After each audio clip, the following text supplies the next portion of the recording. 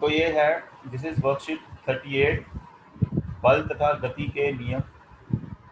बल हम 8th class में पहले पढ़ चुके हैं। 9th की वर्कशीट है, डेट है आपकी 30 तारीख की, यही डेट आपको डालनी है, नाम।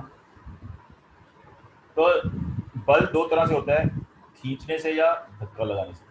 या तो किसी चीज़ को हम धक्का लगाते हैं, उसको बल बोलते हैं, या फिर खींचते हैं। चलाने के लिए हम किसी चीज़ को अगर चलाना चाहें, मूव करना चाहें, एक जगह से दूसरी जगह ले जाना चाहें, तो हमें उस पर बल लगाना पड़ता है। बल हम या तो उसको खींच के लगाएंगे या उसको धक्का देके लगाएंगे। जैसे इसमें जिज्ञासा दीदी ने कहा कि जब मैं खिलौने को खींचता या धक्का देता हूँ तो यह चलने लगता है। क्यों चलने लगता है? क्योंकि खींचना और धक्का देना क्या होता है? एक बल, जिसको हम इंग्लिश में बोलते हैं फोर्स। फोर्स नाम से वो सुना होगा, फोर्स। फोर्स का मतलब है बल। किसी भी कार्य को करने के लिए क्या लगाना पड़ता है? बल। क्या हमें किसी वस्तु को चलाने के लिए बल लगाना ही पड़ता है? हाँ, बिना बल के कोई वस्तु नहीं चल सकती। कोई वस्तु अपनी दिशा, अपना आकार, अपनी जगह नहीं बदलेगी जब तक उस पर उसके ऊपर बल नहीं लगेगा। तो बल क्या क्या कर सकता है, आप 8th क्लास में पढ़ चुके हैं।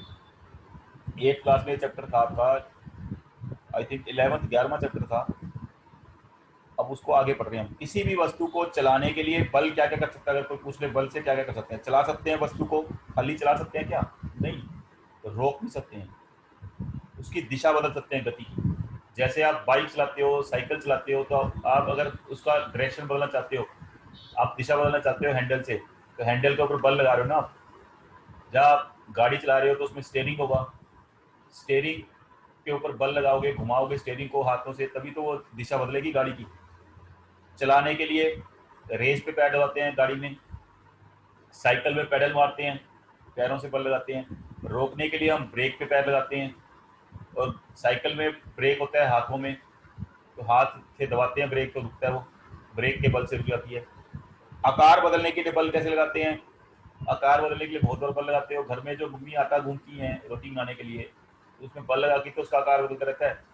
फिर उस आटे में को तोड़ लेते हैं थोड़ा सा, उसको जब हम रखते हैं उस पर बेलन से बेलते हैं, तब भी हम बल लगा के उसका आकार बदलते हैं, गोल रोटी बना देते हैं। तो ऐसे ही अगर तुम किसी रबड़ को खींचोगे तो उसका आकार बदल सकते हैं। तो बल लगा के हम आकार भी बदल सकते हैं। तो जैसे रबड़ बैंड को खींचना, तो उससे आकार बदलेगा रबड़ बैंड का। ट्रॉली को धकेलते हैं, चलती कार को ब्रेक लगा के रोक सकते हैं। आटा गूंथते हैं तो उसकी बार बार आकार बदलता रहता है आटे का। लेकिन कई बार वस्तु पर बहुत बल लगाने के बाद भी उसमें गति नहीं होती। अगर दीवार में तुम बल लगाते रहो, अगर तुम्हें कहीं घर की दीवार पे बल लगाते रहो हाथों से, तो क्या दीवार चलने लगेगी? नहीं, क्योंकि बल जब तक उतना बल नहीं लगेगा जितना बल उसके अंदर हो। जब बराबर बल लगता रहेगा, जिसको बोलेंगे संतुलित बल, तो वो कोई चीज चलेगी नहीं। जब बल एक तरफ को होगा असंतुलित, जैसे ये दिखाया हुआ इसमें डायग्राम में, ये देखिए ये रस्सी है, तुमने देखा होगा, इसको बोलते हैं रस्सी खींचना, टग ऑफ वार, रस्साकशी। यहाँ से 3 लोग इधर खींच रहे हैं, 3 लोग इधर खींच रहे हैं अपनी तरफ, और ये रस्सी जिधर बल ज्यादा होगा उस तरफ जाएगी। अब इसमें बल बराबर है, तीनों में 300 न्यूटन। न्यूटन बल का एक यूनिट है फोर्स का। 300 न्यूटन दोनों में दिया हुआ है। जब तक 300 न्यूटन दोनों में बल बराबर लग रहा है, तब तक ये रस्सी चलेगी नहीं, मूव नहीं करेगी, एक तरफ नहीं जाएगी, वहीं रहेगी, क्योंकि इसको बोलते हैं हम संतुलित बल। ऐसी ये कोई अलमारी है या कोई चीज, फ्रिज है, उसको खींच रहे हैं, तो ये एक आदमी इधर से बल लगा रहा है इधर की तरफ, दूसरा आदमी इधर की तरफ, विपरीत दिशा में दोनों बल लग रहे हैं, और बराबर बल है। देखो बराबर बल कैसे, इसने भी 100 न्यूटन लगाया बल, इसने भी 100 न्यूटन। जब बल बराबर है दोनों तरफ और दिशा विपरीत है, ये इधर धकेल रहा है, ये इधर धकेल रहा है, तो इसमें कोई मूवमेंट नहीं होगी, ये यहीं पे खड़ी रहेगी चीज। ये तो आप घर पे भी करके देखते हो, बराबर बल लगाओगे तो आप दोनों तरफ से बराबर लगा रहे हो बल विपरीत दिशा में, तो वो नहीं चलेगी चीज, उसकी गति में कोई परिवर्तन नहीं आएगा। ये दिखाया हुआ इन्होंने से, 2 व्यक्ति एक भारी चीज को धक्का दे रहे हैं, दोनों दूसरी तरफ से रस्साकशी हो रही है यहाँ पे। तो दोनों जब तक बराबर बल लगाएंगे तो, और विपरीत दिशा में लगाएंगे, तो उस बल को बोलते हैं हम संतुलित बल। ऐसे बल को क्या बोलते हैं? संतुलित बल। जब दोनों तरफ से, दोनों दिशाओं से विपरीत दिशा में बल लग रहा है, तो दोनों का बल मिला के कुल बल क्या हो जाएगा? 0। मेज और रस्सी हिलेंगे भी नहीं। कब हिलेंगे? जब एक तरफ से ज्यादा बल लग रहा हो। जब दोनों तरफ से लगा रहे हैं, या तो एक ही तरफ से बल लग रहा हो, तो उसी दिशा में चलेंगे जिस दिशा में बल लग रहा है। या फिर ये देखिए अब क्या हो रहा है, ये भी बल लगा रहा है, ये इस दिशा में लगा रहे हैं, और ये बल लगा रहे हैं इस दिशा में, पर यहाँ ये 200 न्यूटन का बल लगा रहा है, ये 100 न्यूटन का, तो इधर की तरफ चलेगा ये जिधर ज़्यादा बल होगा। कितना बल का अंतर है, ये 200 न्यूटन और 100 न्यूटन में 100 न्यूटन का अंतर है, तो यहाँ 100 न्यूटन का ज़्यादा बल लग रहा है, तो जिधर ज़्यादा बल लग रहा है उस दिशा में चलेगा। बल तो ये भी लगा रहा है, लेकिन ये इस तरफ नहीं जाएगा क्योंकि इधर बल कम लग रहा है और इधर ज़्यादा। जब बल बराबर होता है दोनों तरफ तो उसको संतुलित बल बोलते हैं, लेकिन जब बल एक तरफ ज़्यादा हो जाए तो उसको बोलते हैं असंतुलित बल। और जिस तरफ ज़्यादा बल होगा उसी तरफ ये वस्तु गति करेगी। जैसे यहाँ पे विजेता जीत जाता है जो रस्सी को अपनी तरफ खींच लेगा। देखो इनका बल अब ज़्यादा हो गया 450 न्यूटन, और इनका बल क्या है 300 न्यूटन था, तो ये इसको अपनी तरफ खींच लेंगे। ये कहाँ खींच रहे हैं, ये इधर खींच रहे हैं, ये उधर खींच रहे थे। पहले भी यही था, पर पहले क्या था बराबर, यहाँ 300 300। तो ऐसा बल था संतुलित बल, जब दोनों विपरीत दिशा में बल लग रहे हैं, एक इस दिशा में एक दिशा में, लेकिन बराबर है, तो ये कोई भी इसमें गति नहीं होगी, ये संतुलित बल है। और यहाँ क्या है, असंतुलित बल। हम भी हमेशा हमारे ऊपर बल लग रहा है, लेकिन हम क्यों नहीं चल रहे, हम एक ही जगह क्यों रहते हैं, क्योंकि वो संतुलित बल लग रहा है। जब असंतुलित बल होगा, कोई हमें धक्का दे दे या हम वैसे किसी चीज़ पे चलें, तो वो होता है असंतुलित बल। जिस दिशा में ज़्यादा बल लगेगा वो उस दिशा में वस्तु चल पड़ेगी। तो जिस दिशा में बताया आपको बल ज़्यादा लगता है उसको असंतुलित बल बोलते हैं। इसके बाद हमारे पास आता है बल हमेशा अकेला नहीं होता, जोड़े में होते हैं। बल हमेशा जोड़े में होता है। जिस दिशा में ज़्यादा बल होता है वो, कोई भी बल अकेला नहीं होता, बल हमेशा जोड़े में होते हैं, पेयर में। यह दोनों बल हमेशा विपरीत दिशा में कार्य करते हैं, तो जिस तरफ ज़्यादा बल होगा उस तरफ गति हो जाती है। जब भी दोनों बल एक में से एक बल दूसरे से ज़्यादा हो जाए तो गति होगी, अगर दोनों बल बराबर रहेंगे तो कुछ नहीं होगा। जैसे ये देखिए, एक टेबल के ऊपर हमने कोई बल रख दिया, मतलब एक समझ लो एक बाट रख दिया हमने, बट्टा रख दिया, कोई हार रख दिया, तो ये बल तब तक नहीं हिलेगा जब तक ये टेबल के ऊपर है। अगर इसको टेबल से नीचे रख दें, यहाँ पे रखें हवा में, तो ये नीचे गिर जाएगा।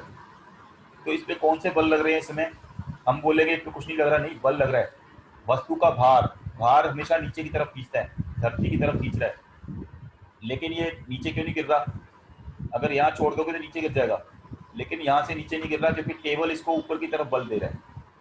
टेबल का बल कहाँ है, ऊपर की तरफ। रिएक्शन बल, अभिक्रिया बल, रिएक्शन बल इसमें ऊपर की तरफ है, नीचे की तरफ इसको खींच रहा है। तो दोनों बल आपस में कैंसिल हो जाते हैं, बराबर हो जाते हैं, बराबर हैं। ये संतुलित बल है, इसलिए ये हिल नहीं रहा, ही रहेगा। लेकिन अगर इसको टेबल से नीचे यहाँ छोड़ दें, ये नीचे गिर जाएगा। क्यों, क्योंकि टेबल का बल यहाँ पे है नहीं और वस्तु का भार नीचे की तरफ उसको खींचेगा। एक ध्यान रखना है, घर्षण बल हमेशा गति की विपरीत दिशा में लगता है। जैसे हम इधर को चलने की कोशिश करेंगे तो घर्षण बल हमें इधर की तरफ, उल्टी तरफ रोकेगा। हम इधर को कोई वस्तु पे बल लगा रहे हैं तो घर्षण बल उसको रोकने की कोशिश करेगा। जी, अगर ये बल घर्षण बल से ज़्यादा होगा तो ये आगे की तरफ चलेगी, नहीं तो तब तक नहीं चलेगी। भारी वस्तुओं में इसीलिए घर्षण बल ज़्यादा हो गया तो इसलिए वो चल नहीं पाती। अगर उससे ज़्यादा बल लगाओगे तो हम चला सकते हैं उसको। जब हम घर्षण बल से ज़्यादा बल लगाएंगे तो ही वो वस्तु चलेगी। ये कुछ चीज़ें आपको याद रखनी है जो आगे काम आएंगी चैप्टर में। उसके बाद है, जब तक वस्तु पर लगाए जाने वाला बल उसके घर्षण बल से अधिक होकर उसे असंतुलित ना करे तब तक वस्तु नहीं हिलेगी। किसी भी पंड पर लगने वाला असंतुलित बल उसे गति प्रदान करता है। जब बल असंतुलित होता है तभी गति होती है। अगर संतुलित बल होगा तो गति नहीं होगी। संतुलित बल से क्या होता है, आकार बदल सकता है। जैसे किसी आप आटा गूंथते हो तो एक हाथ से नहीं गूंथते, दो हाथों से गूंथते हो, दोनों तरफ बल लगा के आकार बदलते हैं। लेकिन उससे संतुलित बल से आकार बदल सकता है, गति नहीं बदलती। तो हमारे पास अगर क्वेश्चन आए हैं बल क्या क्या कार्य कर सकता है, बल क्या क्या कार्य कर सकता है, उदाहरण सहित लिखिए। तो आपको बताया है बल क्या कर सकता है, गति में परिवर्तन, जैसे कार की गति में परिवर्तन कर सकता है बल। तो इसके लिए आप ऊपर देख सकते हैं, आपको बताया है पहले ही बल क्या क्या कर सकता है।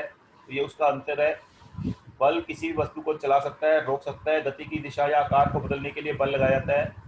जैसे रबर बैंड को खींचना, ट्रॉली को धकेलना, कार में ब्रेक लगाकर रोकना, आटा गूंदना, ये सारे कर सकता है। बल क्या क्या कर सकता है, रोक सकता है, गति की दिशा बदल सकता है, आकार बदल सकता है, उसमें बल लगता है। बल ये कार्य कर सकता है। उदाहरण है, रबर बैंड को खींचेंगे तो क्या होगा, आकार बदल जाएगा। ट्रॉली को खींच धकेलते हैं तो गति बदल जाएगी।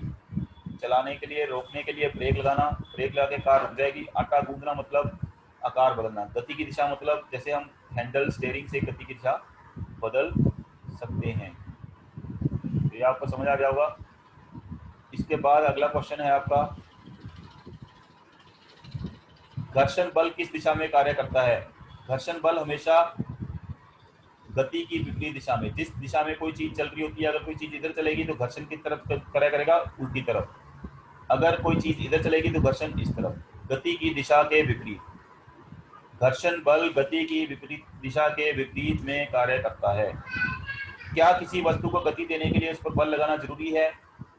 हाँ, वस्तु को गति देने के लिए उस पर बल लगाना जरूरी है। बिना बल के कोई भी वस्तु गति नहीं कर सकती। और बल भी कौन सा लगाना पड़ेगा? असंतुलित बल। जब असंतुलित बल लगेगा तभी वो गति करेगी कोई वस्तु। नेक्स्ट क्वेश्चन है, फर्श पर लुढ़काई गई एक गेंद और कारपेट पर लुढ़काई गई गेंद में कौन सा गेंद पहले रुकेगी और क्यों? तो कौन सी गेंद पहले रुकेगी? अंडरस्टूड है। फर्श पे आप करके दे सकते हैं घर पे। फर्श पे एक गेंद लीजिए, फर्श पे लुढ़का दीजिए। एक आपके पास अगर गलीचा नहीं है तो आप उसको चद्दर पे या चटाई पे लुढ़काइए। तो जो फर्श पे लुढ़काई की गेंद है वो देर तक चलती रहेगी, गलीचे पे जल्दी रुक जाएगी। क्यों रुक जाएगी? घर्षण बल के कारण। तो हम यहाँ लिखेंगे कारपेट पर लुढ़काई गई गेंद पहले रुकेगी। क्यों रुकेगी? क्योंकि कारपेट और गेंद के बीच घर्षण ज़्यादा है और फर्श और गेंद के बीच घर्षण कम है। आगे दिए गए चित्र में ए और बी के निशान बल के संदर्भ में क्या दर्शा रहे हैं? ये ए है, ये बी है। तो ए की तरफ कौन सा बल है? ए की तरफ बल लगा रहे हैं हम, ये जो बल लगाया जा रहा है। और बी कौन सा है? घर्षण बल। बी है घर्षण बल। ए है जिस तरफ गति हो रही है उस तरफ का बल, और बी है घर्षण बल। क्यों घर्षण बल? क्योंकि बी गति के विपरीत जा रहा है। जिस दिशा में ये बल लगा रहे हैं उससे विपरीत दिशा में बल लग रहा है अपने आप, वो है घर्षण बल। बी है घर्षण बल और ए है इन दो व्यक्तियों के द्वारा या दो बच्चों के द्वारा लगाया गया बल। ये आप समझ गए होंगे। आसान सी वर्कशीट है, इजी टॉपिक है। आई होप सबको समझ आ गया होगा। जो चैनल आपको बनाया गया उसको सब्सक्राइब करते रहिए, शेयर भी करिए अपने बच्चों के साथ। चैनल को सब्सक्राइब कैसे करना है ये बता देता हूँ। एक यूट्यूब चैनल है जो जिस पे हमने वीडियो भी डाले हैं। ऐसे तुम्हारे ऐप आएगा मोबाइल में या जिसमें आप देख रहे हो यूट्यूब ऐप, उसमें एक ऐसे वीडियो डले हुए हैं सारे क्लासेस के जो आपको बाद में भी काम आ सकते हैं। यहाँ ये फोटो है मेरी। जब आप लिंक से जाओगे तो आपको ये लिंक कैसे खुलेगा? इस लिंक में क्या है, लिंक पे जाने पे ये वीडियो मिल जाएंगे जो वीडियो भी डाले मैंने।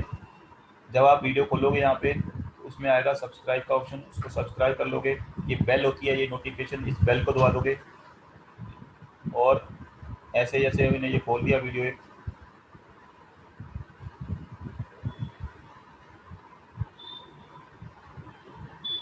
तो इस वीडियो में यहाँ नीचे लिखा था सब्सक्राइब, तो सब्सक्राइब दबा देना और यहाँ बेल, तो आगे के सारे वीडियो भी दिख जाएंगे आपको।